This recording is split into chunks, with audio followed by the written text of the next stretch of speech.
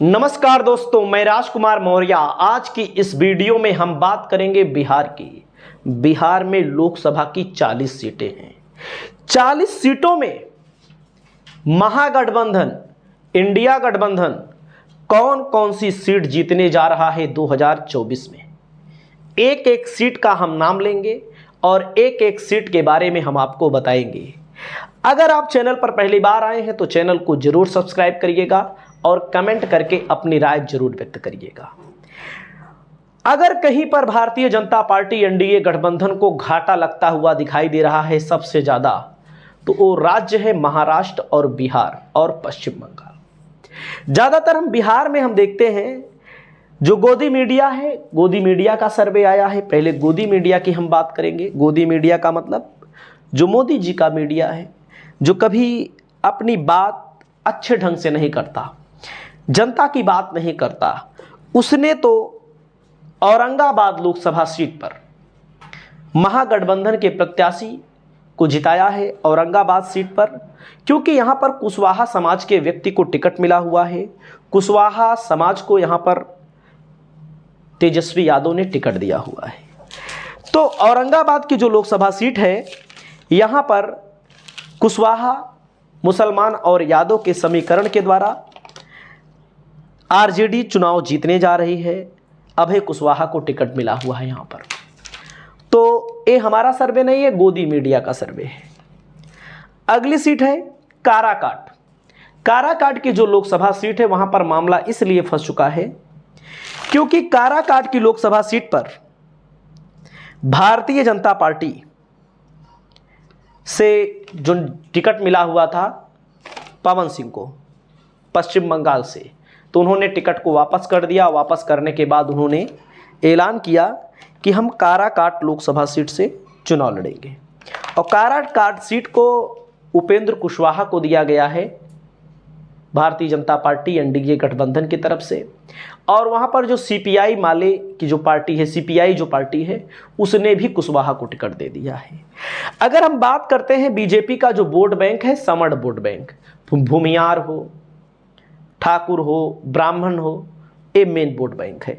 अगर पवन सिंह चुनाव वहां से लड़ रहे हैं तो पवन सिंह को किसका वोट मिलेगा? सब जानते हैं पवन सिंह को ठाकुर वोट देगा, ब्राह्मण वोट देगा, बनिया वोट देगा और भूमियार वोट देगा। तो इस सीट पर कहीं ना कहीं पवन सिंह ने उपेंद्र कुशवाहा को फंसा दिया है।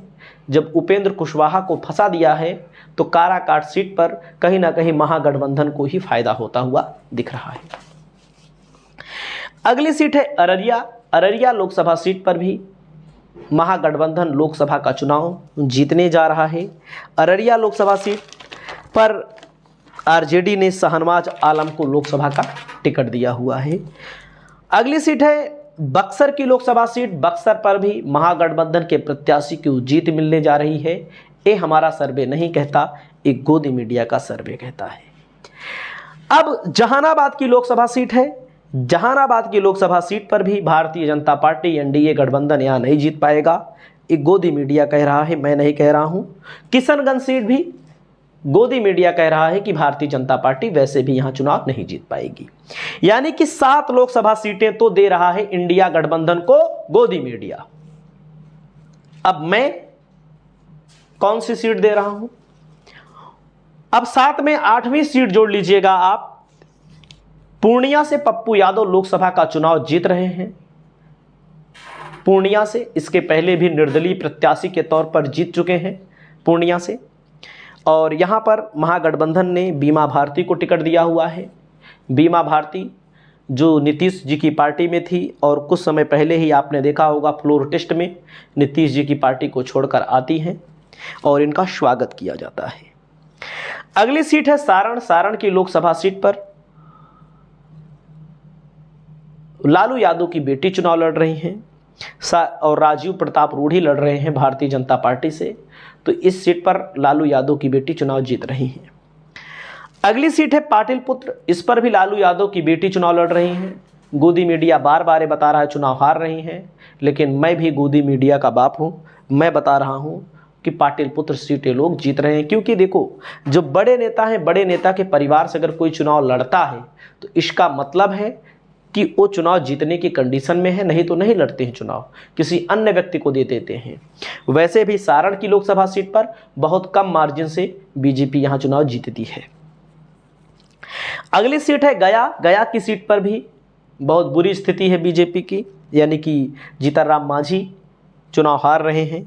दरभंगा की सीट है, झंझारपुर सीट है, बांका और मधेपुरा, इन सीटों पर बीजेपी चुनाव आसानी के साथ हार रही है। उसके अलावा जहानाबाद, सीतामढ़ी, उजियारपुर, शिवहर, सिवान, इन जगहों पर बहुत कांटे की टक्कर आरजेडी दे रही है। तो इन सभी सीटों के माध्यम से मैंने आपको बताया, एक एक सीटों का हाल मैं आपको अलग से वीडियो लेकर आऊँगा, क्योंकि इस वीडियो में केवल हम आपको कितनी सीटें बताए हैं, 15 से 20 सीटें बताए हैं जिसमें बीजेपी चुनाव हार रही है। और तमाम बड़े बड़े राजनीतिज्ञों का मानना है कम से कम 25 सीट यहाँ पर इंडिया गठबंधन चुनाव जीतने जा रहा है 2024 में। आपकी क्या राय है? आप अपनी राय जरूर बताइए। नमस्कार।